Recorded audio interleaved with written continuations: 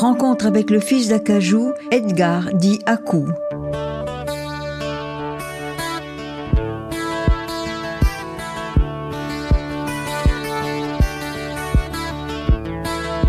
Akou, bonjour. Bonjour. Je ne vous appelle pas Edgar, bien que ce soit votre prénom aussi à l'état civil, mais vous êtes plus connu sous le nom de Akou. Oui, je préfère Akou. Alors Akou, nous nous connaissons à travers votre père, Acajou, qui nous a quittés il y a quelque temps et dont vous vous êtes un peu occupé aussi. Nous allons évoquer sa mémoire à travers les récits de votre enfance. Bon, Acajou était chinois, né à Raiatea, je crois, Oui. si ma mémoire est bonne. Et vous, où est-ce que vous êtes né ? Un papa était. Oui, parce qu'Acajou avait déjà monté ses restaurants au moment de votre naissance. Non, pas encore. Il était encore, on était encore à Raiatea. Et les restaurants Acajou, c'est bien plus tard. C'est beaucoup plus tard. Alors, quel papa ça a été quand vous étiez petit ? Un papa invisible qu'on ne voyait pratiquement jamais. Quand on allait à l'école, il n'était plus là. Quand on revenait de l'école, il faisait sa sieste et il repartait presque aussitôt. C'était un travailleur, quoi, acharné. C'était un acharné du travail. Oui, absolument. Donc pour lui, le travail, c'était sacré. Donc il fallait absolument satisfaire le client. Pas question de faire attendre le client. Il fonctionnait comme ça. Et donc il n'y avait pas de week-end en famille, il y avait pas. Non, absolument pas. Parfois, et il m'amenait avec ses copains pour les Fatitoramois, vous savez, les combats de coq, juste à Papara, pas très loin d'ici. Voilà, je devais avoir, je crois, peut-être 8-9 ans. Donc j'allais avec lui. Je me souviens de ces moments-là, donc où j'avais mon papa pour moi, quoi. Et c'était une ambiance sympathique, c'est dans l'arène. Disons que bon, quand on était à Papara, donc pour les combats de coq, papa était occupé avec ses copains, hein, donc et moi je regardais tous ces adultes fous de coqs de combat. J'allais et venais, quoi. Hein, je me baladais un peu dans les allées. Ça a duré quelques temps comme ça. On jouait de l'argent, je crois. Oui. Donc, là aussi, une autre passion de papa, jouer de l'argent, quoi. La plupart des gens présents dans ces moments-là, c'était la plupart que des Chinois. Il y avait quelques Tahitiens, mais la plupart, c'était que des Chinois. C'était autorisé ou c'était clandestin ? À cette époque-là, je ne sais pas. Mais à 8-9 ans, on se pose pas la question, hein, si c'était autorisé. Hein, donc, je suivais mon papa, et puis voilà. Et vous n'aviez pas pitié des coqs qui étaient... Bien sûr, je me disais, mais enfin, ils sont en train de se massacrer entre eux, donc, et les humains parient sur leurs cadavres. Je comprenais pas. Bon, mais vous étiez avec votre papa pour une fois. Voilà. Hein, donc, les rares moments où on était ensemble, c'était ça. Bon, il venait me chercher. Pour quelle raison vraiment ? Est-ce que c'est notre maman qui lui disait, écoute, hein, amène ton petit avec toi quand même, hein, de le balader. Quand même, qu'il s'occupe un peu de ses enfants. Voilà, hein, donc je ne sais pas. Bon, je suppose que papa était quand même content que je sois avec lui. Mais bon, quand il était avec ses copains en train de parier sur tel ou tel coq, je restais sur mon banc, hein, de temps en temps je me baladais un peu, mais puis je finissais par m'endormir sur le banc. Et où est-ce que vous êtes allé en classe alors ? Je n'ai eu que mon certificat d'études au collège Lamennais. Donc ensuite, on a été chez Monsieur Talot, Pombrin, qui est décédé il n'y a pas très longtemps. Oui. C'est lui j'étais dans sa classe. Voilà, c'est avec Monsieur Talot que j'ai eu mon certificat d'études. Et puis bon. Vous n'êtes pas allé à l'école chinoise ? Non, mais j'aurais aimé parce que à bientôt 69 ans, je regrette de ne pas savoir parler le chinois. Vous ne parlez pas le chinois ? Non, papa nous parlait que en français et notre maman que en tahitien. Donc notre milieu de fréquentation quand on était tout jeune, on était entouré de Polynésiens. Hein. Voilà, et puis on n'a pas grandi avec les Français ni les Chinois. On vivait à côté des Polynésiens à l'époque. Ce qui fait que, on parle français, on parle tahitien. Vous parlez bien le tahitien et... Ça va, je me débrouille assez bien pour le tahitien. Et parle chinois. c'est dommage. C'est dommage parce que ça vous sépare un peu du milieu. Voilà, donc j'ai l'impression d'avoir perdu quelque chose. J'ai quand même, donc je suis d'une origine chinoise et puis je parle pas chinois, c'est... Oui, surtout que votre grand-père était un personnage très connu à Raiatea. Voilà, donc bon, il paraît, d'après ma maman, que elle nous a souvent entendu parler chinois, ma grand-mère et moi, quand j'étais enfant. Mais j'ai très peu de souvenirs de ces moments-là où je parlais chinois avec ma grand-mère, donc la maman de mon papa.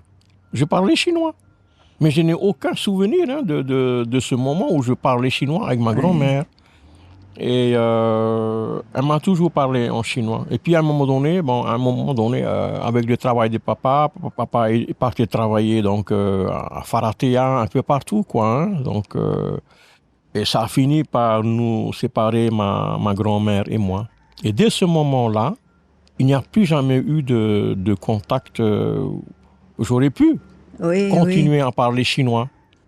Ben ça a été boum. Une cassure nette. Ma grand-mère est restée à Papeete, bien sûr, et moi je suivais mon papa avec mon frère, mes sœurs. Combien vous aviez de frères et sœurs? Donc il y a Guigui, mon petit frère, et puis mes 4 autres sœurs. Il y a Marie-Claude qui a été adoptée, qui vit entre la France et Tahiti, quoi. Et Françoise qui vit en Australie. Maïré qui vit à Hawaï et Tutana. Ah, vous étiez nombreux. Voilà, donc et Tutana et son mari. Il y avait plus de filles que de garçons. Oui, absolument. Ben, c'était une enfance comme tout le monde en a eu. Mais je regrette vraiment de ne pas avoir grandi avec les Chinois. Mais vous vous êtes senti coupé d'une partie de votre culture. Senti, mais vraiment, pour moi, c'est un manque. C'est un manque de ne pas savoir parler le chinois. Je me suis posé la question depuis quelque temps. Dis donc, et si tu allais à l'école chinoise maintenant, Oui, pourquoi pas. Tu es à la retraite, 69 ans, c'est un petit jeune. Donc, pourquoi ne pas aller apprendre à parler le chinois? Ben pourquoi pas. C'est peut-être pas trop tard. Exactement. Oui, donc... Pour mon petit frère, et mes sœurs, j'ai pas l'impression que ça leur manque. Que ça leur manque. Est-ce que parce que je suis l'aîné que j'ai ce sentiment de manque? Alors cette petite scolarité s'est passée sans problème? Ah bah oui, à Farimata là-bas, vous savez. Donc pour mon certificat d'études, là aussi avec le travail de papa, on a été trimballé un peu de partout pour l'école. Et donc, je me suis retrouvé à Farimata avec M. Talo Pombrun. J'étais dans sa classe. Vous vous sentiez plutôt polynésien, tahitien que chinois? Oui. C'est curieux, d'avoir en même temps le manque de ne pas savoir parler mais chinois. Et puis, j'ai vécu vraiment comme les Tahitiens, les jeunes Tahitiens. J'étais souvent... mes copains, pratiquement tous, c'était que des Tahitiens. Et votre maman, qui était tahitienne, était de Raiatea, je crois. Rurutu. Vous faisiez des repas tahitiens plutôt que chinois? C'est maman qui faisait le ma, donc des ma plutôt chinois, de temps en temps tahitien. Elle faisait tout à la maison. Comme papa était pratiquement toujours absent, quoi, à cause de son travail. Et voilà. Vous aidiez maman un peu? Vous aidiez... Ah non, je crois que j'étais très turbulent donc quand j'étais tout jeune. Et en grandissant, j'ai construit ma vie, quoi. Mon petit frère, pareil. Très tôt, mais Françoise, Suzanne, Maïdé, elles sont parties. C'est papa qui les a envoyées en Amérique pour aller donc poursuivre leurs études là-bas. Donc toutes les trois parlent parfaitement l'anglais. C'était très moderne déjà d'envoyer ses enfants en Amérique. Papa avait décidé qu'à 12-13 ans, ses filles devaient partir en Amérique pour suivre leurs études. Comme papa connaissait pas mal de monde, oui. De monde, donc des Américains pour la plupart. Donc comme papa parle parfaitement bien l'anglais, sauf mon petit frère et moi-même. Peut-être que qui nous avait envoyé avec ses filles en Amérique, bref. C'était sa décision à ce moment-là. Françoise et Maïré vivent depuis plus de 40 ans en Amérique. Voilà, donc Suzanne... Vous êtes resté petit haïtien chinois Voilà. à Papeete. Oui, à Papeete, donc mon frère et moi, donc on était très proches. Hein, donc on allait au 14 juillet ensemble. Qu'est-ce que vous aimiez au 14 juillet? Qu'est-ce que vous alliez voir? J'aimais bien déjà aller écouter les groupes de l'époque. Je ne sais pas si c'était les Barefoot Boys. Peut-être. Hein, il y avait Gabilou et tout qui chantaient. Hein, il y avait un stand un orchestre, quoi. Oui, oui. Voilà. Et tout enfant déjà, j'allais les écouter.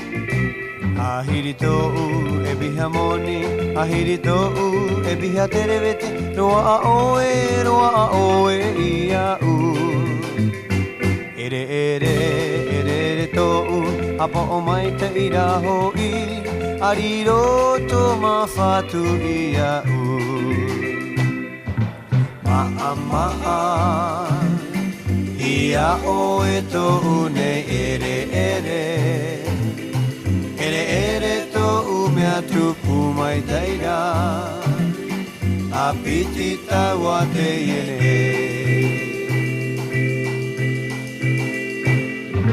Maa Ia o e to une ere ere Ere ere to umea tupu mai teira Apiti tawa te ere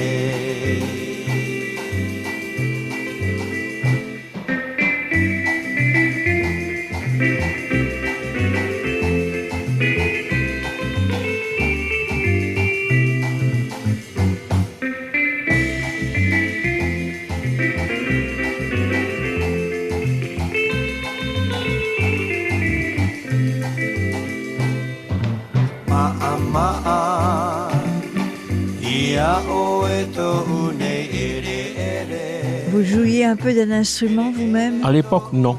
Je devais à peine avoir, à ce moment-là, 10 ans. 10, vous laissez libre de vous promener dans la ville. Voilà. Donc, on allait tous avec mon petit frère au 14 juillet. Et puis, on allait... et puis, les bars à papa, bien sûr. La grande roue. C'était... on était des enfants de l'époque, on aimait bien. Hein? On découvrait des choses. On faisait des découvertes extraordinaires. Oui, donc balancer des petites babales sur des boîtes de conserve, toutes ces choses-là. Oui. C'était rien du tout, mais c'était extraordinaire, quoi. Hein? Donc, c'était le bonheur, quoi. Hein? Et vous étiez très catholique, très pratiquant? Pas vraiment. Donc, au début, j'ai même été, pour ma confirmation, à l'église catholique de Paia. Vous savez, cette église fait tout en roche de cailloux, là. Oui, donc, oui. Voilà. Ma confirmation, ça a été fait là. Voilà, donc de catholique. Hein. Mm-hmm. Et puis peu à peu, la religion n'est plus devenue... J'ai fini par ne plus y aller à l'église. Maman, elle est protestante. Papa, lui, non. Il n'avait pas le temps. Non, pas du tout le temps. Hein. Donc, son jour de repos le dimanche, c'était pour les combats de coq. Ça, c'était... Pas raté ça. Hein. Hop là. Donc, la religion, non. Et puis, avec les années qui sont passées, pour ça, la religion, je n'ai pas eu tout envie de repartir là-dedans, mais j'ai été assez curieux quand même. J'ai fréquenté pas mal de religions. Je me suis même fait baptiser mormon pendant 1 an. Et puis, ça n'a pas fonctionné. Et il faut croire que j'ai pas l'âme d'un... Hein. Bon, c'était pas votre... Non, c'était pas un nom. Mais je suis sûr qu'il doit exister quand même. Qu'est-ce que vous en pensez? Non? Le bon Dieu. Il doit exister quand même, c'est pas possible. Oui, bien sûr. On n'est pas venu sur la terre, pouf! Donc, vous aviez la foi du charbonnier, au moins vous aviez... Voilà, il doit exister, c'est pas possible, sinon... qu'est-ce qu'on fait? Comment expliquer le monde? Voilà. Hein? Comment expliquer que l'homme est capable de fabriquer des choses extraordinaires, des voitures jusqu'aux fusées et tout. bouf, comme ça, ce serait juste comme... Et un jour, ça s'arrêterait, on disparaîtrait, et puis, mais non, le bon Dieu, à mon avis, existe forcément. Alors, ce certificat en poche, Oui. vous avez travaillé tout de suite? Non, pas tout de suite. Donc, ensuite, j'ai fréquenté des copains. J'avais quoi? J'avais à peine 16 ans. Oui, j'étais déjà grand, hein, 16 ans. Donc, il faut croire que j'étais doué pour la guitare. Et puis, des copains, on a formé un groupe. Notre chanteur, c'était le papa de Teva LC, Jean-Louis, qui était pilote sur ATR. Mais il a pris sa retraite, je crois, aujourd'hui. Et voilà, donc tous mes copains, on a tous la soixantaine aujourd'hui. Et Acajou, vous voyez ça d'un bon œil que vous faisiez de la musique? Et d'ailleurs, il m'a fait la remarque, écoute, si tu faisais un vrai métier, hein, tu vas pas aller très loin avec ça. Et il voulait que vous preniez sa suite? Cuistot comme lui, mais j'avais pas la fibre, hein, donc me retrouver derrière un fourneau, et puis non, c'était vraiment pas mon truc. Et puis voilà. Et pourtant, vous alliez de temps en temps aider votre papa quand même? À 16 ans, non, après, donc ensuite, quand il a vu que je continuais dans la musique, papa s'est chargé de trouver un boulot pour moi. Donc, au service de l'équipement, là où on passait les permis avant, à l'avenue Bruyat, je travaillais donc, à l'époque, c'était donc monsieur Alban et Lacotte, hein, le directeur. Oui. Voilà. Il y avait le bureau de monsieur Alban et Lacotte, le bureau de Argouste pour les permis. Et moi, j'étais à la station d'essence. J'étais le pompiste, quoi. Hein. Donc, papa m'avait trouvé ce boulot-là. Donc, allez hop, au boulot. Donc, il est temps de gagner ta vie. Et puis c'était voilà. plus facile, je reviens à votre relation que vous avez avec votre papa, parce que vous m'avez confié tout à l'heure que lorsque vous aidiez votre papa au restaurant, il disait, vous n'êtes plus mes enfants, vous êtes des employés. Il nous traitait comme des employés. Un jour, j'ai eu le malheur, donc, au restaurant Acajou du front de mer. Je ne sais pas si vous vous rappelez de ce monsieur, directeur de la Contas, ou c'est monsieur Joe Lang. Vous l'avez connu? Oui. Voilà, donc dans le restaurant Acajou, il y a un poteau central. Sa place, sa petite table était toujours là. Pendant des années, il a toujours été là, monsieur Joe Lang. Et puis un jour, je me suis assis là. Papa était pas très loin, en train de boire son petit café du matin, ou son thé plutôt, avec ses copains. Tous que des Chinois. Et j'étais donc assis à la table de monsieur Joe Lang, à côté de ce poteau. Et je vois que mon papa qui se lève, il vient vers moi, écoute, il me fait « Tu es bien là où tu es ?» Mais l'air sévère, hein. Je lui fais oui, j'attends, lève-toi un peu. Je me lève, il touche la chaise, et il me fait « Tu sais que c'est chaud, là où tu t'es assis, là ?» Et oui, c'est normal, je me suis assis dessus. Voilà, il faut que tu saches, mais tout en me toisant sévèrement, que tu ne dois jamais t'asseoir sur la chaise d'un client. D'un client. Jamais. Le client ne doit pas arriver et trouver sa chaise occupée. Occupée, et surtout chaude. Surtout pas. Rappelle-toi, tu ne dois jamais t'asseoir dans le restaurant comme ça. Va t'asseoir où tu veux, mais pas sur les chaises dans le restaurant. Moi, sur le coup, pourquoi il s'énerve comme ça? Je me suis juste assis comme ça. Hein, oui, vous avez fait ça innocemment. Voilà, mais pour papa, c'était une faute professionnelle très grave. Donc, ça pourrait offenser le client, je suppose, hein, avec le temps. Je me dis, ça pourrait offenser un client, surtout très régulier, de constater que, on a eu cette audace de... Voilà. Je sens gêne de... Oui, absolument. Donc, il aurait pu mal réagir, peut-être. Avec le temps, je me dis que, tiens, bon. Sur le moment, ça n'a pas dû être agréable. Non. Et il a parlé d'une manière suffisamment forte pour que ses copains à côté... Entendent. Ils étaient tous gênés, hein, ils regardaient leurs pieds au plafond. Oui, ça faisait honte. Mais j'avais honte, moi, d'être traité comme ça. Mais papa m'a toujours traité de cette manière-là. Avec le recul, je ne pense pas que c'était de la méchanceté de sa part. Non. C'était juste que c'était un professionnel. Donc, il respectait à un tel point ses clients que pas question de les embarrasser. De les froisser. Pour quoi que ce soit. Il fallait avoir une tenue, un comportement, une attitude respectable. Donc, il fallait... Il était très exigeant. Papa était très exigeant. Je crois qu'à un moment donné, mon petit frère est allé travailler avec papa dans la cuisine. J'ai pas vu. J'ai juste entendu quelque chose qu'on balançait contre le mur. À mon avis, c'était une marmite. C'est mon frère qui m'a raconté, je crois, après que de nerfs, papa a jeté une marmite sur quelqu'un. Je ne sais pas qui c'était ce quelqu'un. Est-ce que c'était sur mon petit frère? Je ne sais pas. Mais il était extrêmement exigeant en tout. Sa cuisine, toujours parfaitement lustrée, propre. Sur son four, papa était toujours avec son chiffon. Avec un chiffon. Il n'arrêtait pas d'essuyer son four. Donc, si son chiffon, c'était un papier verré, il aurait fini par faire un trou dans le four. Donc, à force de nettoyer, il nettoyait. Il était tout le temps en train de nettoyer. On dirait, une petite bébête avec le chiffon. On t'a dû nettoyer tout le temps. C'était un fanatique de la propreté. Quand ses copains, des ministres, je me souviens de Alec Atta, qui disait à papa, arrête de frotter comme ça, c'est propre, ta cuisine est propre. J'entendais, j'étais pas très loin de la cuisine. Et qui se mettait à rigoler. Papa, il disait, j'ai entendu dire à Alec Atta, et Alec, écoute, je ne t'apprends pas à faire le ministre. Ne viens pas m'apprendre mon métier, moi. Mais j'étais très proche.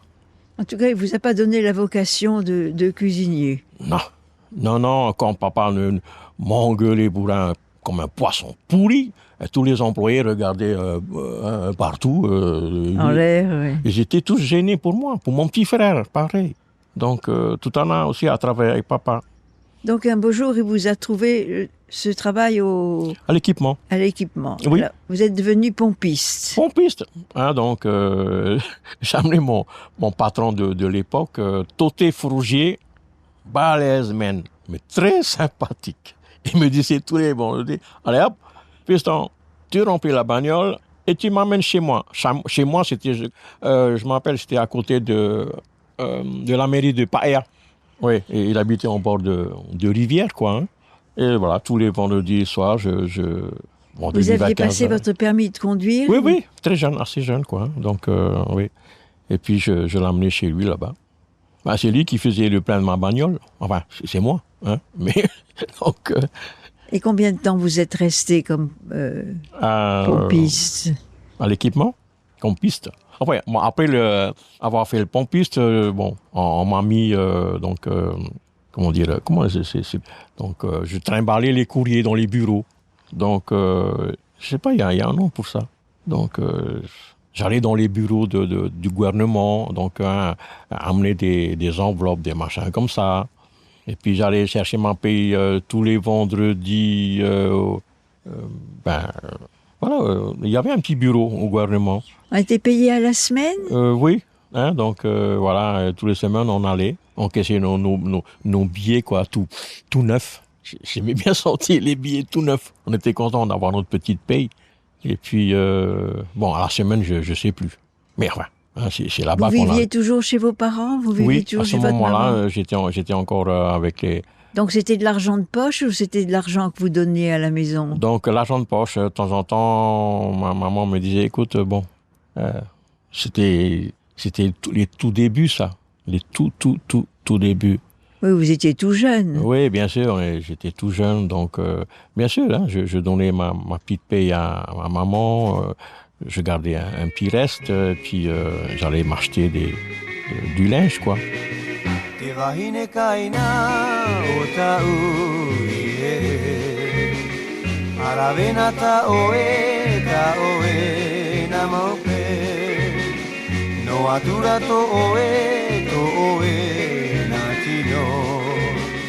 Wariro te hauti a oe Kaina Te wahine kaina Kaina Wahine kaina Auewe Te wahine kaina Auewe Auwe hoie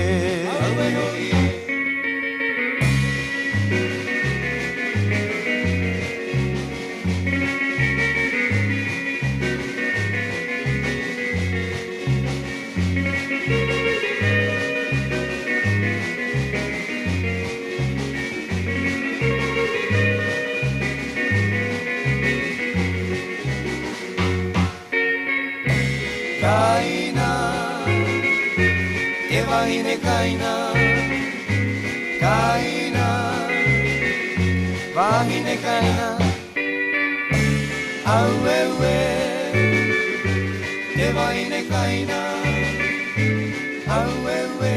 Si je comprends bien, à coup, vous meniez de front deux activités. Vous étiez planton le jour et le soir musicien. Oui, donc, bon, notre petit orchestre qui a duré 3 ans, je crois. Le nom du groupe, c'était le Bluebirds, non? Et vous produisiez où? Donc, on a été quelque temps au Tara, là-bas. Et puis, on était demandé dans les mariages, les anniversaires, où on faisait tout simplement la bringue. Hein. Donc, oui. On était payé, bien sûr. Bon, pas grand-chose, mais on était content d'être là, à chanter et à jouer de la guitare, quoi. J'avais la même guitare que Pétio. Vous savez, Pétio? Oui, oui. J'avais la même guitare que lui. Je tenais absolument à avoir sa même guitare, le Yamaha rouge. Et qui vous avait appris à jouer de la guitare? Avec des copains d'abord. Mais avant, à 12-13 ans, j'allais écouter Gabidou, Esther Tefana, à l'hôtel à Tiperui, là-bas. Donc, le Matavei. Voilà. J'allais là-bas. Et c'est là-bas que j'ai vu pour la première fois ce monsieur Pétio, avec sa guitare Yamaha. Quand je le voyais jouer, je me rappelle, il y a donc la piste de danse. Et puis, paf, tout au fond, l'estrade, quoi, qui faisait 1m50, je crois. Et j'étais là à regarder monsieur Pétio en train de faire ses patapata magiques. J'entendais ces trucs-là, je me disais, oh là là, c'est un dieu ce monsieur-là. Comment je vais faire? Je veux jouer comme lui. Après, j'ai appris avec des copains du quartier qui jouaient à peu près bien la guitare. Ils ont bien voulu me montrer. Et puis, à toute vitesse, j'apprenais. À l'époque, j'apprenais à l'oreille. Je mettais un machin, donc, il y a les petites cassettes de l'époque. Puis, aller, en avant, en arrière, pour écouter les morceaux. Et puis, j'ai fini par arriver à jouer des morceaux de solo, quoi. Et je devenais de plus en plus agile. Et les copains ont remarqué ça. Et ils ont fini par se dire, bon, si on montait un orchestre, d'où le Bluebirds. Et c'est comme ça que c'est parti. Donc, monsieur Pétio c'est lui, je crois, moi, on n'a jamais, on se connaît pas. On se connaît vous pas ne connaissez pas? Non, on se connaît pas, jusqu'à présent d'ailleurs. Hein. Donc, j'ai écouté beaucoup de ses morceaux, ces fameux tamourés et tout, là. Pour moi, c'était un dieu, hein. Donc, un guitariste hors pair. Hein. Et en l'écoutant et en le regardant jouer, je me disais, mince, j'ai envie de jouer de cet instrument-là, de jouer comme lui. Et puis, je me suis pas demandé, je me suis pas posé de questions, à savoir que si je pouvais, je m'y suis mis et puis voilà, paf. Et vous avez pu vous acheter une guitare comme la sienne? Oui. Donc, pour les besoins comme je travaillais donc déjà alors à l'équipement, avec ma petite paye que j'ai économisée, j'ai fini par me acheter voilà, la même guitare Yamaha rouge avec la peau de chamois couleur ivoire, hein, qu'il avait toujours sur sa guitare pour s'essuyer les mains, en voilà encore un autre, pour essuyer tout le temps sa guitare qui brillait de mille feux. C'était un maniaque de la propreté de la guitare.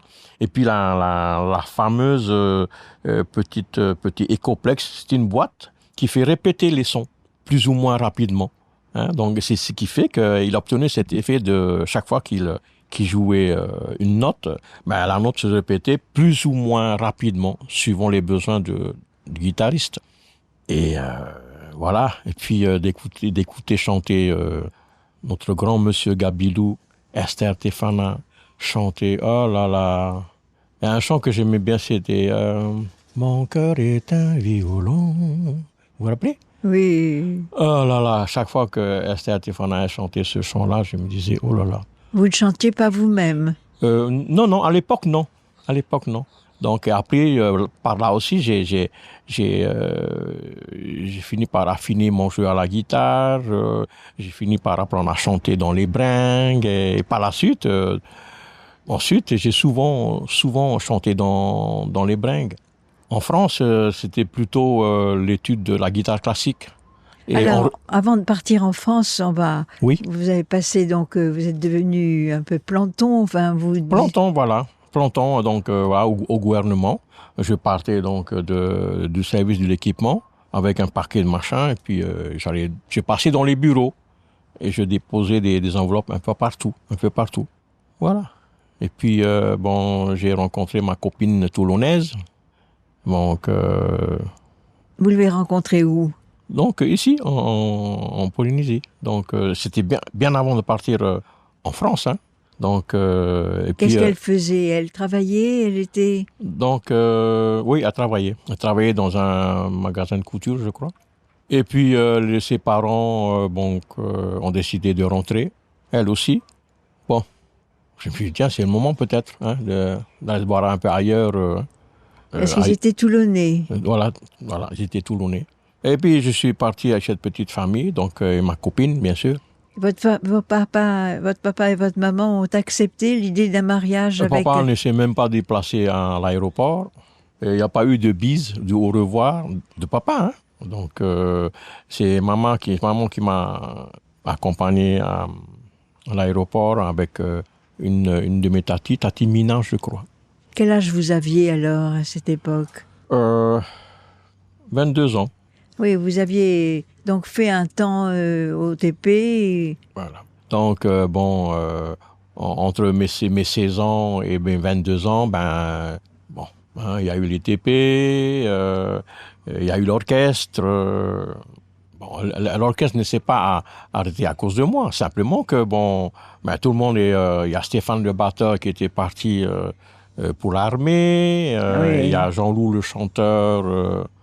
Popa qui chantait très bien le tahitien est parti pour passer son brevet de pilote, je crois, à Hawaï pour commencer. Et blanc, paf, on se retrouvait à des instruments, il n'y avait plus personne. Et puis j'ai fini par vendre ma guitare Yamaha, à contre-cœur d'ailleurs. Ah oui, ça a dû vous faire un... Oui, beaucoup voilà, de peine. Donc et puis il fallait des petits sous quand même pour partir en France. Et puis voilà, le groupe s'est arrêté comme ça. Donc vous êtes parti à Toulon? Oui, donc à Toulon. Et, j'ai connu bien sûr Strasbourg dans les premiers temps.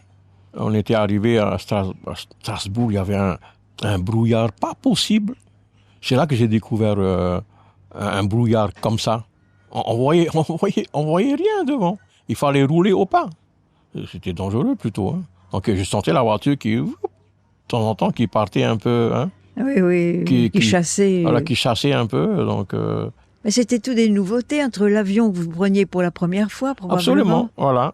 Je prenais l'avion pour la première fois. Le brouillard que vous découvriez. Voilà, donc... et puis voilà, tout était nouveau pour moi. Et puis enfin, Toulon, là où j'ai rencontré toute la famille de ma copine. Que vous aviez épousé, vous étiez pas mal. Que j'ai épousé ensuite, par la suite, on a eu un enfant, David. Ce séjour en France vous a permis à coup de parfaire votre talent de guitariste? J'ai été formé par M. Louis, mon maître pendant les 6 ans que j'ai passé à Toulon. Donc, oui, vous avez pris des cours, vous avez... C'était tous les jours. Alors, je ne payais pas mes cours. Pour quelle raison? Parce que quand j'étais à Toulon, j'étais dans un groupe de OTA. J'étais donc à la guitare, et je dansais aussi, mais surtout à la guitare. Et puis, il y a ce monsieur qui me remarque. Et à la fin du show, il vient me voir, dis-moi, Ah, qu'est-ce que tu as? Tu chantes, hein, tu chantes pas mal bien, hein? Donc, enfin, d'après lui, je chantais bien. Donc, mais la guitare, tu te débrouilles bien, dis donc. Quand je te vois faire tes trucs, là, ouah, t'es un sorcier. Écoute, tu pourrais pas venir me voir, j'ai des trucs à te faire écouter, hein, peut-être que voilà. Et puis, je vais le voir chez ce monsieur. Je découvre une chose que le seul humain dans sa maison, c'était lui tout seul. Les autres, c'était des chats, des chiots, partout. Donc, dans sa maison, et son piano et sa guitare classique. Et il se met à jouer quelque chose. Vous devinez quoi? Les jeux interdits. Alors là, j'en ai pleuré d'émotion. Tellement c'était beau, c'était magnifique. Et il me fait, ah, joue-moi quelque chose. Et je me mets à jouer, et il me fait, mais où tu as mis la partition? Je lui fais, qu'est-ce que c'est? Partition? Ben oui, il te faut une partition pour jouer. D'abord, je ne sais pas ce que c'est qu'une partition. Il me montre ses cahiers. Mais c'est ça. Tu vois, les points noirs, les machins, là. Hein, donc, c'est ça, c'est de la musique. Et il me fait, ne me dis pas que tu as appris tout ce que tu sais, là, tout ce que j'entends à l'oreille. Oui, j'ai jamais joué autrement que comme ça. Et comment tu faisais? Ben, j'ai écouté sur des machins, là, hein, des trucs, des disques, hein, en vinyle, là, noir, là. J'apprenais là-dessus. Ah bon? Oui, j'apprenais par cœur les trucs. Ah, ça? C'est pas possible. Donc, tu connais pas le solfège? Je dis non, je ne sais pas. Je connais pas le solfège du tout. Ben voilà, si tu veux, je t'apprends. Tu es arrivé il y a longtemps ici? Ben non, il y a à peine 6 mois. Je joue dans un groupe de tahitiens, là. Ben si tu veux, tu vas m'apprendre tes chants tahitiens. Ils sont jolis, dis donc. Et moi, je t'apprends comment écrire la musique. Et ça a duré presque 6 ans, comme ça. Oh, c'est génial.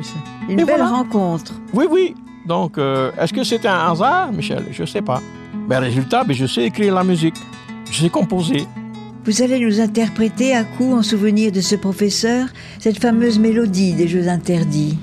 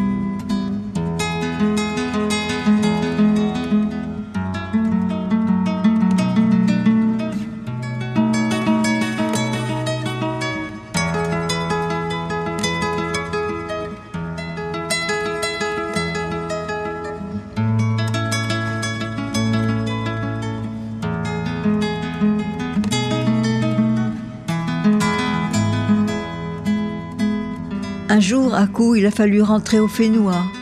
Et puis, 6 ans plus tard, je reçois un message de mon papa donc, qu'il fallait que je revienne. Ton frère est là, tes sœurs sont là, restaurant Cajou, le premier restaurant Cajou du front de mer. En fait, je suis revenu pour ce restaurant, pour travailler avec papa. Donc, en amenant ma femme, de l'époque, Magali, et notre petit garçon de 4 ans. Ah oui, vous étiez... J'avais mon boulot en tant que laborantin et maquettiste dans une imprimerie de l'armée, donc à Toulon, où il y a la rade, là. Hein, donc, il y avait... Voilà, mais je ne sais pas comment vous êtes né là-bas. Donc je suis né là-bas, il y avait la rade avec les petits pointus, les bateaux. Voilà, il y avait donc ce grand bâtiment de l'armée, où il y avait les ingénieurs de l'armée, tout L'Arsenal. L'Arsenal de Toulon. J'ai travaillé là pendant plus de 5 ans. Hein. Donc, la première année à chercher du boulot, et puis quelqu'un de la famille qui travaillait donc à l'Arsenal a fini par me trouver un boulot. Et j'ai été formé pour travailler sur des machines, des petites machines pour imprimer. Et j'ai appris à faire des maquettes sur papier, hein, donc à faire le laborantin, donc travailler dans les photos, des choses comme ça. Et puis, ce message de papa. Il fallait revenir, hein, donc on a besoin de toi au restaurant Cajou. Je suis revenu. Ben, c'était pas facile de prendre cette décision. J'avais déjà du boulot, j'avais déjà mon travail là-bas. Vous étiez en famille, vous étiez bien. Voilà, donc bon, je me rappelle de ces moments où le week-end on partait faire de la moto. Pas moi-même, mais avec mon petit beau-frère de l'époque qui aimait bien, qui adorait le motocross. On embarquait sa moto derrière la voiture. J'avais une Ami 8. Vous savez, ces voitures à ressort. Oui, là, oui, hein? oui. Donc, une Ami 8 bleue, je me rappelle. Et on partait comme ça. Et, on allait... on s'appelait ce petit district-là, Sable quoi? Sable, je sais plus. Les sablettes. Voilà, les Sablettes. Ben, on allait se faire bronzer là-bas. Et ben, un drame aurait pu arriver. A failli arriver là-bas. Et j'étais parti sur une bouée avec mon petit bébé qui était donc David. On a dérivé comme ça. J'ai pas fait attention. Et puis je me suis retrouvé en plein milieu de l'océan. Il n'y avait plus de bruit. Il n'y avait plus de bruit autour de nous. Et puis, ben, je me suis réveillé, mon petit bébé sur le ventre. Et la terre n'était plus là. Si, elle était derrière moi, quoi, mais loin derrière moi. Oh là là. Et puis c'est un yacht qui s'est approché de nous et s'est dit « Mais monsieur, mais qu'est-ce que vous faites là? Vous êtes en plein... C'est irresponsable, monsieur. » J'entends encore. Puis je dis « Mais je sais, mais vous savez que vous pourriez vous noyer. En plus, vous êtes tout rouge avec votre petit bébé sur le ventre. Ah, venez, boum, on vous ramène à terre. » Ben, on nous a ramenés à terre, on a appelé les gendarmes, les ambulances. Oh là là. Et ma femme, donc, est au bord de machin. Elle avait donné l'alerte entre-temps aussi. Heureusement qu'il y a eu ce yacht qui est passé. Sinon, je ne sais pas ce qu'ils s'en seraient devenus. Hein. Donc, quelle émotion. Oui, ça a failli se terminer, oulala, mon Dieu. Tragiquement. Tragiquement. Et puis, bon, c'était pas un autre jour, hein, et à mon bébé et à moi-même. Bon, après, ensuite, bon, on a été pris en charge, tout a été... J'ai eu ma petite engueulade avec toute la famille. Je me doute, je me doute. Ah là là, donc... Vous aviez été imprudent. Très imprudent. Parce qu'il y a, quand ça a commencé, on était sur le sable, hein, et je sentais la mer, plaf, en dessous, et puis on s'est laissé, boum, boum, et puis à force, la mer se retirant, ben... Vous a emporté. Nous a emporté. Et personne à la plage n'a fait attention, ben on s'est retrouvés, boum, je crois, au moins à 1 kilomètre, hein, 1 kilomètre, si c'est pas 2, en plein, ben... Heureusement que vous saviez nager. Oui. Oui, même en sachant nager, en étant à 2 kilomètres, avec un bébé... Oui, c'est pas évident.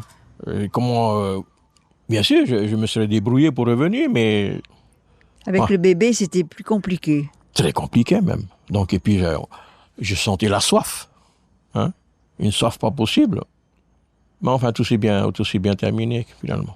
Non. Et là-dessus, vous recevez ce message de votre père et vous oui, donc qu'il fallait allez hop, restaurant Cajou. Vous avez obéi parce que c'était votre père, oui, c'est un devoir filial. Je me sentais un devoir de répondre à son message. Je pouvais... Alors que vous saviez que c'était probablement une période qui allait commencer, qui allait être difficile. Oui, mais je m'attendais pas à tant de difficultés morales, psychologiques qui allaient me tomber dessus.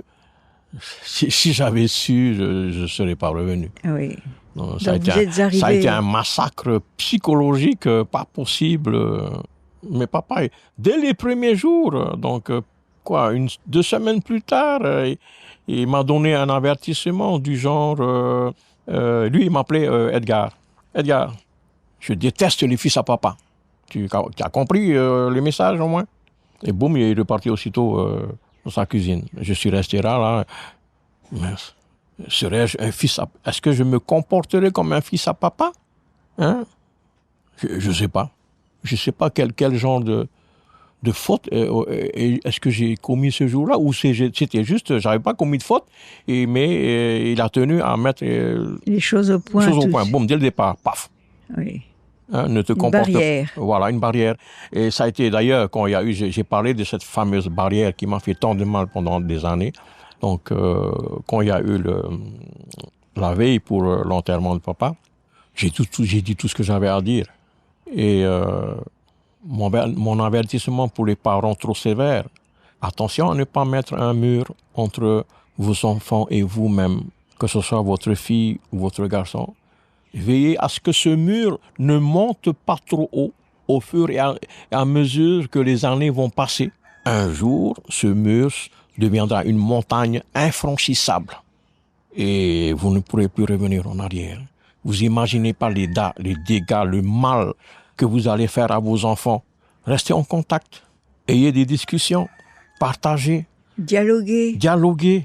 Sinon, ce mur va monter. Vous n'allez même pas vous en apercevoir.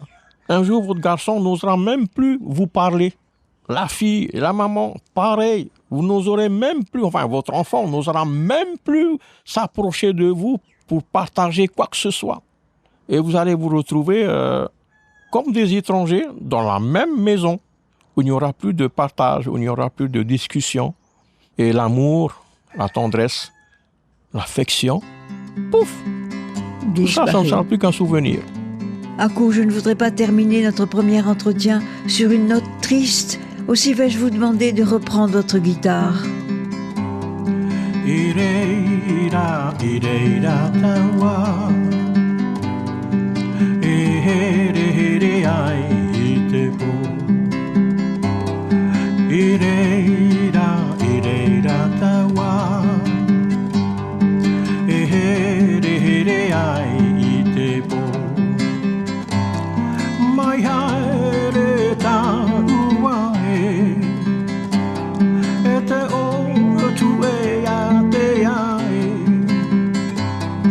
Ireira, ireira tawa. Ehere ai itepo. Eini aya o vete ava e. Rama to mata maru e poti ne he o e wa he re ro avau e a o e wa he re ro avau e a o Merci Akou et à la semaine prochaine.